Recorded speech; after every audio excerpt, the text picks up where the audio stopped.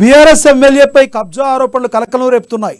బేగంపేట ప్రకాష్ నగర్ కుందన్బాగ్కు చెందిన 5 ఎకరాలపై చిలుకు భూమి real estate సంస్థకు కట్టబెట్టినట్లు బస్తీవాసులు ఆరోపిస్తున్నారు. అయితే ఈ కబ్జాలకు పాల్పడింది ఖైరతాబాద్ బీఆర్ఎస్ ఎమ్మెల్యే దానం నాగేందర్ అని ఆరోపిస్తున్నారు.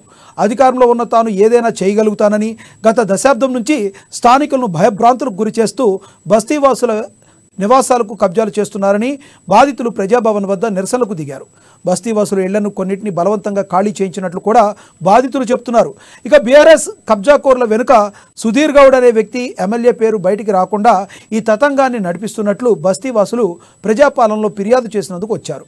భారీ ఎత్తున భూముల కబ్జాకోర్ల నుంచి తమ భూములను విడిపించాలని బస్తీవాసులు న్యాయం చేయాలని కోరుతున్నారు.